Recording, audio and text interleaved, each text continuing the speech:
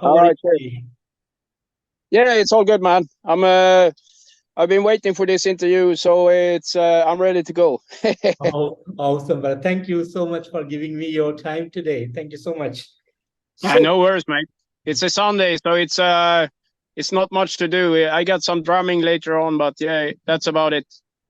fantastic. So, Yeah. Perra, June 23rd, you released your album Underdog. So, would you like to tell me a bit about the songwriting and production behind this new album? Yeah, well, to keep a very long story short, I was frustrated with the other bands I was playing in, Nominon and Dreadful Fate, because there was nothing happening, and the other members were, you know, they had other priorities in life, and I just felt that maybe I should just start my own thing. And then I remembered that I already had 5 drum tracks that I had recorded for an English guy that was supposed to put riffs and stuff over my drumming, but that also had been like 1.5 years and not much happening there. So I just told him that okay, I will keep those 5 tracks, and I got other like friends or musicians put riffs and stuff on it, and he said, yeah, it's okay, I got I got too much stuff to going on anyway. So yeah, I started to send around the five songs to some very good friends of mine. Most of them are also in the band Nominon.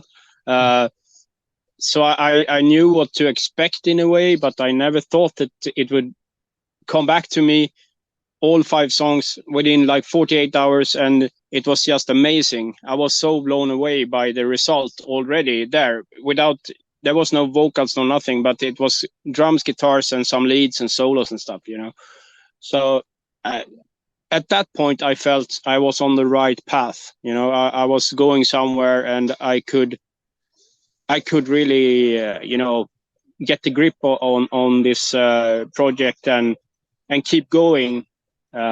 So yeah, that's how it ended up. Fantastic. So, was there some kind of concept or a theme that goes behind this album? Can you repeat that, please? Was there some kind of concept or a theme that goes behind this album? That's a good question. The theme, I would say that anyone that is interested and to do his or her own thing is capable of doing so if you just believe in yourself. Of course, it's might be easier for me. I've been around and playing drums for so many bands, and I know shitloads of musicians all over the world. So maybe I had a lot of advanced,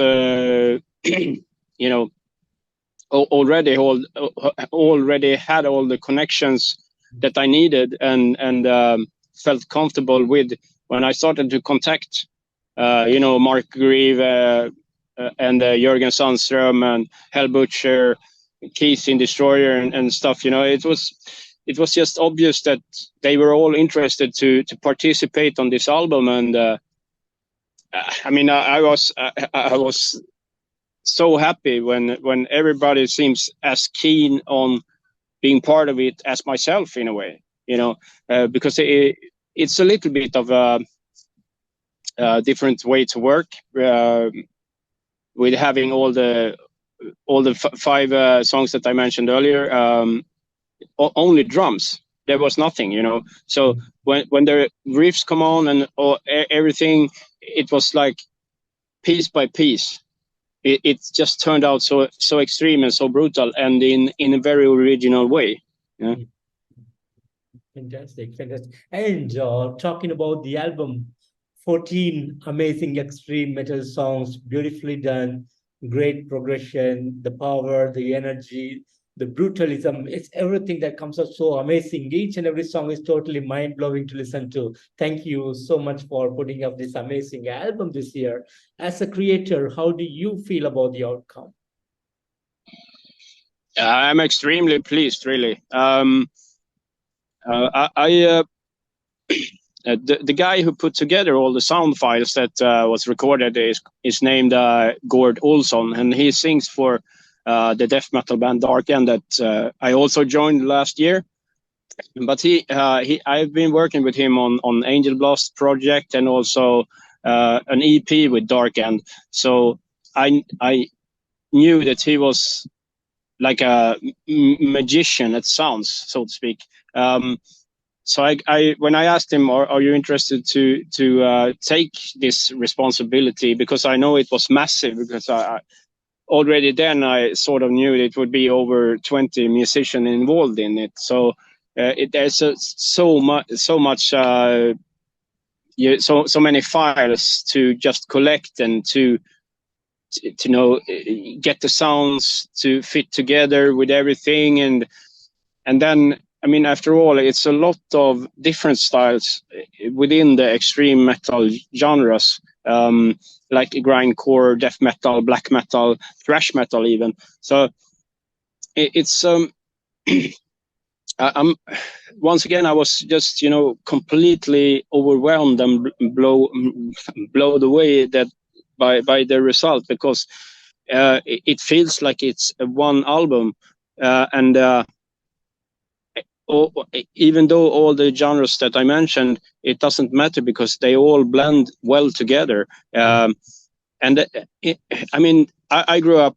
When I grew up, I read tons of fanzines and stuff like that, and on one page you could actually read about, let's say, Slayer, Candlemass, Possessed, Bathory, Testament, Exodus, whatever really. So in a way, I always wanted to have that kind of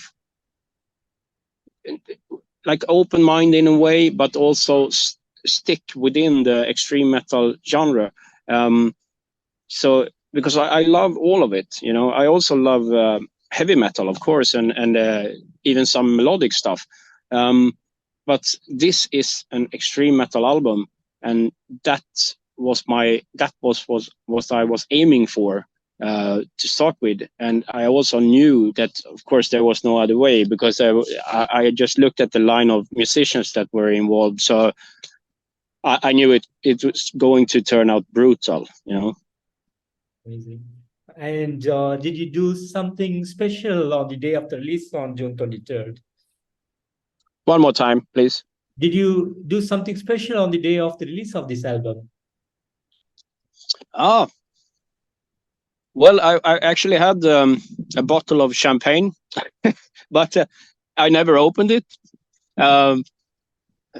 Kind of ironic in a way, because I mean, I also turned 50 years old this year, and I've been recording albums for 30 years. I've been playing drums for 40 years, and it's just so much to celebrate in a way. But I mean, I celebrated in my head, I guess, in my mind. There was so I felt like a relief that I could show, first and foremost, myself, that I could do this, but also that I could do it with such a power and force, because I really enjoy the album myself, and I would buy the exact same album any day, any time. I wouldn't even hesitate, because I would just love to dive in and take all the information and just smack my head with it. So yeah, there was a lot of celebration, but I was just, I don't know. I guess I just ended up in silence for a while to try to just, consume everything that was going on, and that I had actually been doing an album that I was so extremely pleased with. Fantastic. Yeah. Fantastic. And do you have any plans to go on a tour this year? Well, I don't know what you want me to say on that one, but I wish, yeah, of course. But the scene and life situations for people. It's not that simple anymore. I mean, as I said earlier, I'm 50 years old, and I have a day job. I have a house, cars, everything. I mean, even though I have a good life, I still have to cash in a little bit here and then, you know. So playing music and being out on the road as a very, very, very, very small artist won't bring you much cash, you know. Yeah. So I wouldn't really. I really want to take the Perracide project on stage somewhere at some point, but I think that I might have to concentrate a little bit on the next album that I'm already planning for. And maybe along the way there something is going to happen, and also change that will make the whole live situation feel a little bit more steady. Because as I said, I really would love to do it. I don't know what people expect out of it, but I mean, I would keep it old school in that sense. You don't expect any Amon Amarth shows or whatever, you know. Or you know, it will be pure and raw and extreme, and it's just metal mania, you know. Yeah. Fantastic, fantastic. And you also released the video for Silence the World, an amazing song, a great video. So would you like to talk a little bit about the making of this video? Yeah, sure, man. It was a little bit of a last minute put together thing, because I mean, Perracide, it's a very personal, private project in a way. I mean, I'm in charge, and I have no steady lineup, and I haven't rehearsed with anybody at any point in any rooms or whatever with any lineup. So I just, you know, I just knew that it was already, I think it was already in the agreement with the record label Emancipation that I would had one lyric video and one like a promo video. Yeah. At first it was meant for another track, but I changed that because it felt like I wanted 3 songs that were diverse in the sense of different genres, but still Perracide, you know. And the Silence the World, the lyrics of that song is so personal, and I actually had someone else in mind to sing, to record the vocals for it. But when my mate Simon Wiesén, who I co-wrote the song with, he saw the lyrics and he said, Perra, you have to give this a shot yourself, because I mean, it's so the lyrics are it's about you, you know. You have to give it a shot. And I said, oh, maybe you're right. All right. And he could help me to record the vocals as well, because he's a studio engineer among tons of other things. So yeah, I ended up going to Stockholm, and I got the help from Simon to record it. And I mean, at first, when I heard the result of it after just the first, Simon did like a pre-mix, like an early mix of the recordings, and I was just, it sounded impressing already there, you know. And then when Gord got all the files and put on a little bit of EQ and some effects here and there, and also both, I think Simon especially, but I'm not sure if Gord also added some backings on the choruses. So I was just, what the fuck, man? Totally blacked out. Is this really me? And I talked to Gord about it, because I said, I mean, I could never imagine that I could sing or scream like that at any point, And he was like, yeah, but I mean, you just have it in you. If especially if the lyrics are so personal, it's like you just want, you need to get it out of the system. So I mean, and I think you can actually see that on the video, that I actually mean what I'm singing about. And even though it's just my life hasn't been really that easy in a way, because I've had a lot of health issues. Got 2 kidney transplants, for example, and some other, stuff early in my life. So, I mean, there was a lot of, I think maybe a lot of, maybe frustration in a way, because I still know that I have so much to give, as a drummer, as a metal musician, even though it's not my profession at this point. I just, and the video, as I said, pretty much shows that. But then, okay, back to the beginning of that lineup issues as well. I knew that I wanted Simon on board for it, because he was my co-writer, as I said, of the song, and also it was just pure luck. I talked to Sebastian of Necrophobic, old Niflheim guy, and asked him if he was keen on being part of it, and he said, "Well, which date it is?" And I'm like, "Okay, it's next Sunday." How big chances that you can do it, because it's already scheduled up for months and months, and he got a family of 5 kids, I think, or something. So he's always busy. But he said, "Oh, I'm free that day. I can make it." And what the fuck, That's really cool, really cool.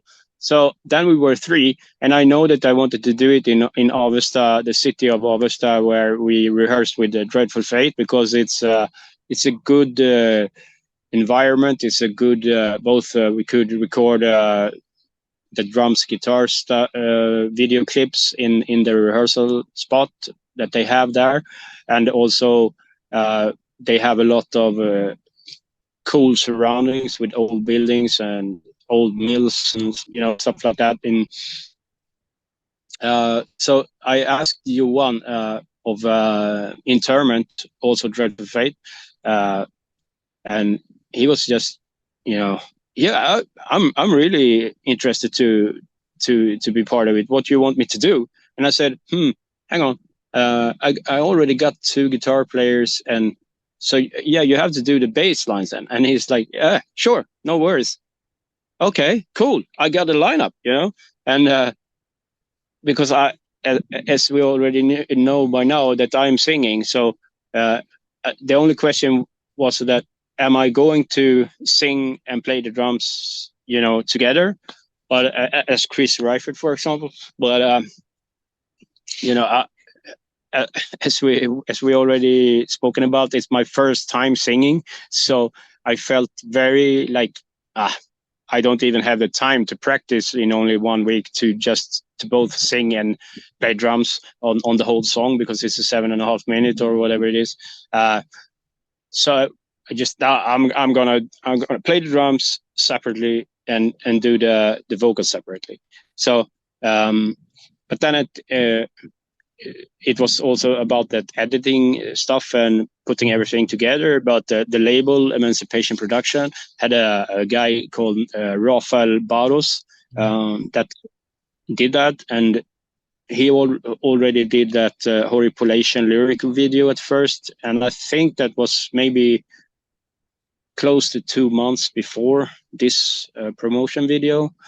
And so I knew that he had a certain mind to make it happen, in a very good way that still felt natural and also personal to me, which also showed when you look at the results, because it's extremely, it looks extremely good, even though we had 0 to none budget to do it, and it's extremely underground. So to see that, you know, people has like over 1,000 views or whatever it is, maybe 1,500, I don't know, but to see that on YouTube, it's like maybe it's not much for people in general that are like listening to mainstream media music or whatever, you know, but to me as an underground drummer, that's fucking killer, you know, to see that people actually care and they like it, you know. They have come back to me and wrote me messages and say, this is just brilliant, you know. It's like I think the video turned out like 8 minutes long, and it's like people say that 8 minutes, what the fuck, it feels maybe like 4 minutes, you know. It's because it's so compact but made with so much, you know, passion and personality that you enjoy every bit of it. And that's not easy to say about other music videos that are 8 minutes long, you know. So yeah, I'm very pleased with it. So the result is top notch. Yeah. Absolutely awesome. And you also talked about that you're currently working on your second album, but do you have plan to keep the same lineup in the second album as well?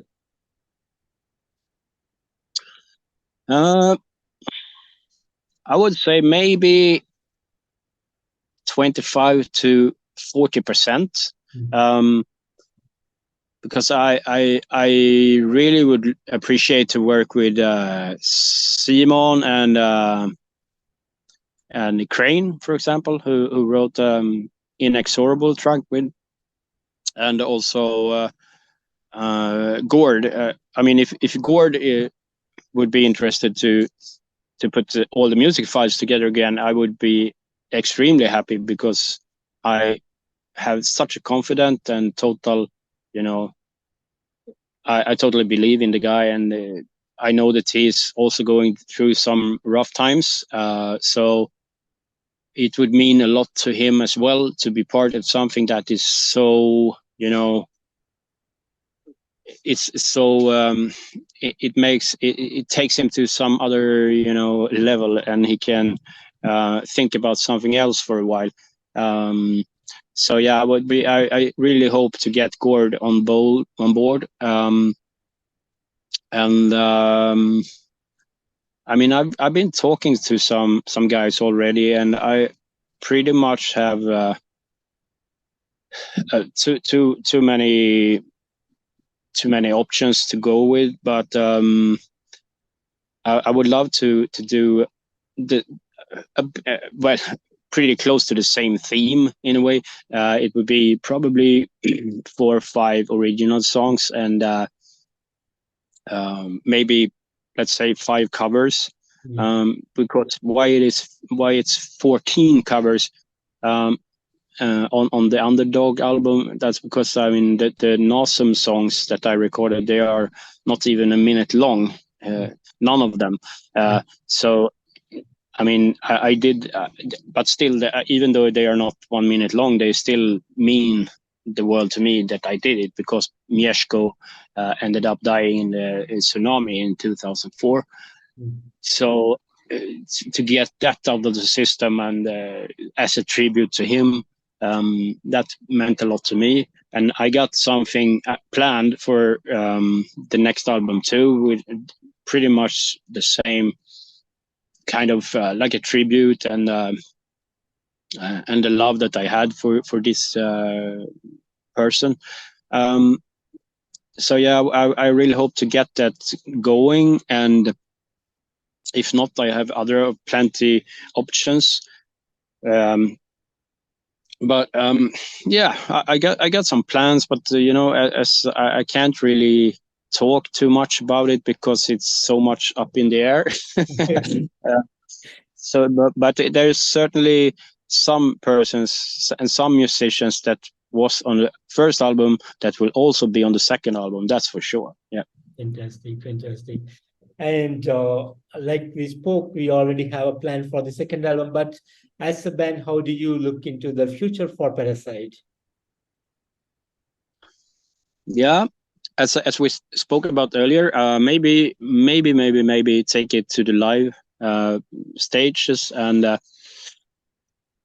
it all depends on how everything turns out, I guess. I mean, I've had such a tremendous response of this first album, so it's really hard to even, you know, to realize that people enjoy it that much. And I've had also, let's say, colleagues or friends from 30 years ago that I haven't heard of since then, and they contact me, sent me messages, and just, what the fuck, we need this album, because it's like we never thought that any album like this would ever come out again, you know. And to me, that's such a massive meaning, you know. It's such a massive support, so it's impossible to even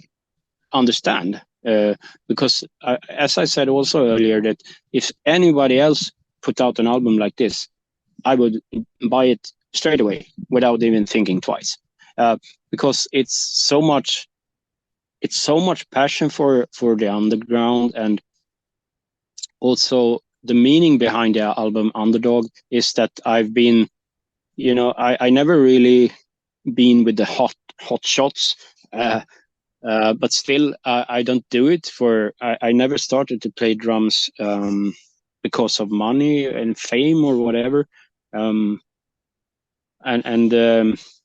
so it's like I really want to continue, but I also want to continue to play with other bands. So it's we're back to that square where it's all about how you priorities and where they are, you know. So I could take probably Perracide to a level where I could play live, and I could play maybe like European festivals or whatever, you know. But the question is, or the questions are, that will it be worth it, all that, you know, because I know how much hard work it's behind it. Yeah. And how little you get paid for it.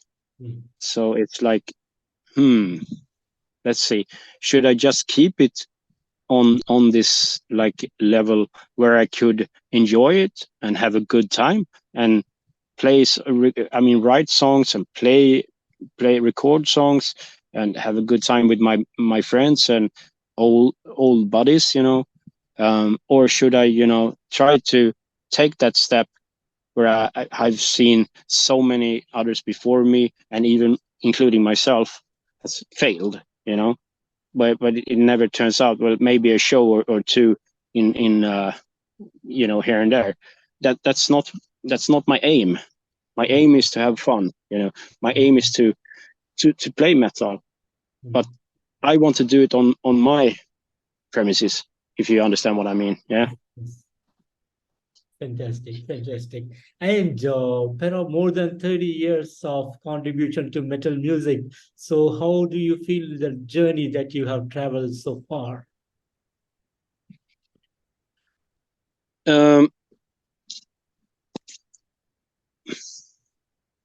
It's been a quite a massive journey, but not always, well, I was about to say not always like a straight line. It never is within this business, or whatever you should call it. It's been a bumpy road, and also a lot due to my health issues. But the thing is that after my second transplantation that I had 3 years ago, I feel even more alive, and I know that my health is better now than it probably were like 30 years ago. Well, at least 20 years, you know. So it's kind of weird that you're talking to a 50-year-old person that just put out his debut solo album. Is like having such a strong feeling for the future, and want to continue and want to uh, break new boundaries or whatever. It just feels weird. But I had a really good upbringing, and I like a safe upbringing or secure upbringing or whatever. And it's just now that you realize in your later years how much you have been going through, both musically and also health wise and relationships. And I've been moved around in Sweden a little bit over the years, but now I am located south of Gävle, north of Stockholm. And we are living a little bit of a quiet family life, even though we don't have kids, but we have two dogs, me and my wife. And I'm just somewhere, as I said, it's been a bumpy road, but somewhere you also need that calm. You need to come home. You need to feel that, okay, here I can relax. This is my like little fort or castle, where I can do whatever the fuck I want. And I really appreciate that kind of calm and peaceful environment as well, because it can be very, insane on the road, and not always in a good way, because there are people think that they expect you to be in a very positive manner all the time, which it's impossible. Especially if you travel as an underground musician, and it's like you spend like maybe 7 to 10 hours in a minivan a day just to play that little show. And it's cool that I've done it, and I think that a lot of 20 to 30-year-old people out there can relate to it, and they still think that it's fucking killer to do it. But I don't really appreciate it that much, because during those 7 to 10 hours, it's not much you can do. You can't really, of course you can read or listen to music, or maybe send some text, whatever, but it's like, it's just never ending in a way. And to me, I want to spend my life with a little bit more quality or whatever. I don't give a shit. I rather sit in with a blue sky like here for 7 to 10 hours and just stare than sitting in a minivan for like 7 to 10 hours and just stare, and that's just me, so yeah, it's a little bit weird. Maybe I lost the content a little bit, but that's just how I feel right now, Fantastic, Perra. And Perra, I want to thank you so much for giving me today this wonderful opportunity to have you on this interview, talk on your debut album, Underdog, a great album again. I totally enjoyed each and every song for this album. Beautiful work again from you. And I wish a lot of people start listening to Perracide and experience what I experienced through your music. So thank you again. And I'm looking forward for your next album real soon. Thank you so much, Perra. Thank you very much, Keith. It's been a pleasure. With all these interviews that I've been doing now, well, all, but at least maybe 10 or whatever, it's hard to. I haven't really been answering interviews for quite some time, I would say. So back in the days, I was always, answering interviews. And now when we can talk like this face to face, I appreciate it so much. And that's the part of the technology that I enjoy, that I can feel, that I can relate to. But also, if we were pen pals 35 years ago, that would be pretty much the same, but it would be a little bit more of a mystery to it, you know. But as I said, it's been a pleasure, and I really, really hope that I can continue with this and put out the second album to start with, you know. And I will try to keep the same kind of passion for the extreme underground metal music. And I mean, all I want to say to people is that if they enjoy it, that's good, you know. But if they don't, there's plenty of other music to listen to. So it's not the end of the world if they don't like it. It's up to each and every one to either like it or don't like it. But if you like it, please get in touch. Tell me, you know, tell the people around you that take a listen to this. This is actually pretty good. And that's what's been happening now with a lot of, you know, freaks that has been writing me, and they said that we could never expect this out of the metal scene today, because it's so diverse, but still in a very, you managed to grab it, you know, and that means so much to me. And also, as I said, talking to you, doing interviews, spreading the messages of Perracide, I appreciate so much, Keith, and I hope you will have a great time down there, and maybe we'll catch up and see you some other day. All right?